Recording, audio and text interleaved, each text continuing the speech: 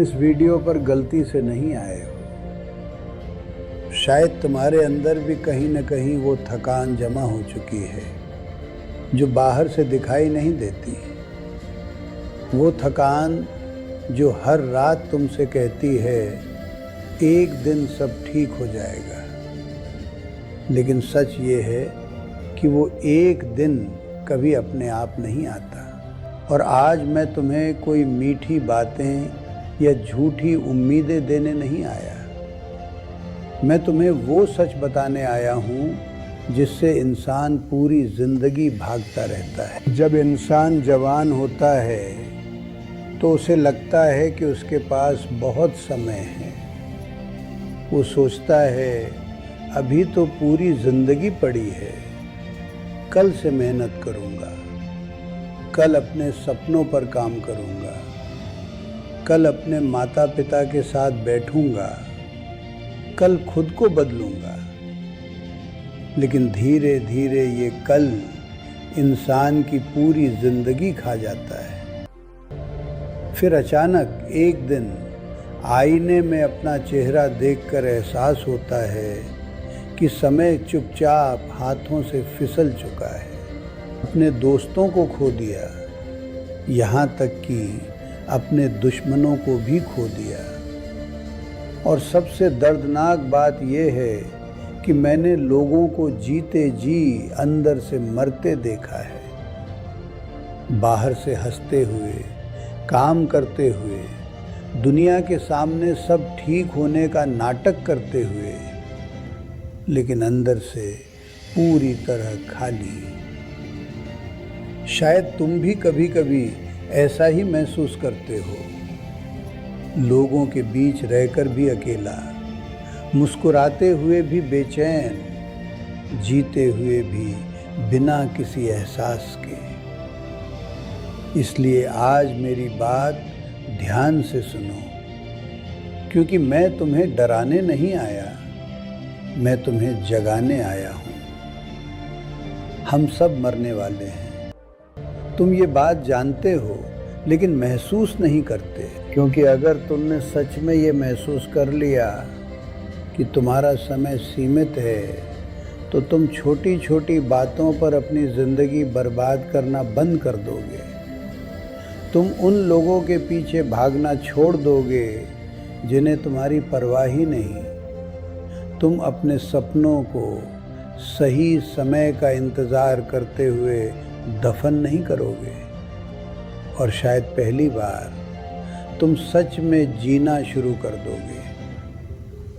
तुम्हारी ज़िंदगी का सबसे खतरनाक झूठ क्या है पता है?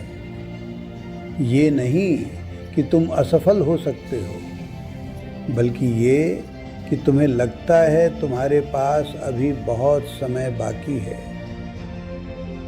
मैं तुम्हें एक आदमी की कहानी सुनाता हूँ। उसका नाम अभिनव था। साल था 1968। वो मेरा सबसे अच्छा दोस्त था, मुझसे ज़्यादा समझदार, मुझसे ज़्यादा अमीर और सच कहूँ तो मुझसे ज़्यादा आत्मविश्वासी भी। वो उन लोगों में से था जिन्हें देखकर लगता है कि ज़िंदगी ने उन्हें हर चीज़ दे दी है। एक रात हम दोनों एक बड़ी बिजनेस डील के बाद बैठे थे। उसके हाथ में क्यूबन सिगार था, चेहरे पर संतुष्टि थी और उसने मुस्कुराकर मुझसे कहा, अभिषेक, बस 5 साल और मेहनत, फिर मैं सब छोड़ दूंगा। फिर मैं मैरी को इटली लेकर जाऊंगा, फिर पेंटिंग सीखूंगा, फिर सच में जीना शुरू करूंगा। उसके पास पूरा प्लान था, हर चीज़ का सही समय तय था। लेकिन ज़िंदगी को इंसानों के प्लान पर हंसना बहुत पसंद है। सिर्फ 3 दिन बाद अभिनव अपने ऑफिस से बाहर निकला। अचानक उसका हाथ सीने पर गया और वो सड़क पर गिर पड़ा। भारी हार्ट अटैक। उम्र सिर्फ 42 साल। वो कभी इटली नहीं गया, उसने कभी पेंटिंग नहीं सीखी और सबसे दुखद बात, वो जीना शुरू ही नहीं कर पाया। मैं उसके ताबूत के पास खड़ा था और पहली बार मुझे समझ आया कि मौत सबसे बड़ी त्रासदी नहीं है। असली त्रासदी ये है कि ज़्यादातर लोग मरने से पहले जीते ही नहीं। वे अपनी पूरी ज़िंदगी इंतज़ार में बिता देते हैं। सही समय का इंतज़ार, ज़्यादा पैसे का इंतज़ार, जिम्मेदारियां खत्म होने का इंतज़ार, और फिर एक दिन समय ही खत्म हो जाता है। एक हफ्ते बाद मैं उसका ऑफिस साफ करने गया। उसका कैलेंडर अगले 6 महीनों तक मीटिंग्स से भरा था। उसका इनबॉक्स ज़रूरी ईमेल से भरा पड़ा था। लेकिन दुनिया नहीं रुकी। कंपनी ने 2 हफ्तों में उसकी जगह किसी और को रख लिया। 1 साल बाद ज़्यादातर लोगों को उसका नाम तक याद नहीं था। और यही वो पल था जब मुझे ज़िंदगी का सबसे क्रूर सच समझ आया। दुनिया तुम्हारे बिना भी चलती रहती है। इसलिए अपनी पूरी ज़िंदगी सिर्फ काम, तनाव और भविष्य की तैयारी में मत गवाओ। और सच बताऊं, जब मैं आज तुम्हारी पीढ़ी को देखता हूं तो मुझे हर जगह अभिनव दिखाई देता है। लोग कहते हैं बस ये प्रमोशन मिल जाए फिर खुश रहूँगा, बस थोड़ा और पैसा आ जाए फिर परिवार को समय दूंगा, बस बच्चे बड़े हो जाएं फिर ज़िंदगी जीऊँगा। लेकिन वो फिर कभी नहीं आता। ज़िंदगी हमेशा अभी हो रही होती है।